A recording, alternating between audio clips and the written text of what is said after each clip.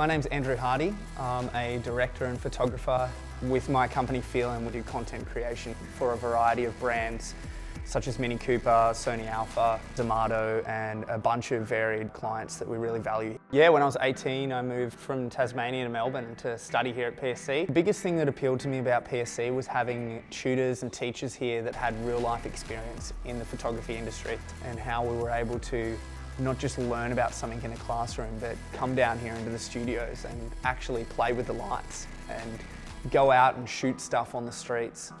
It was super valuable to my career moving forwards because I think I learned so much hands-on skill. Now I'm 26 and we have a company that's growing, and it's been a really fun, challenging process.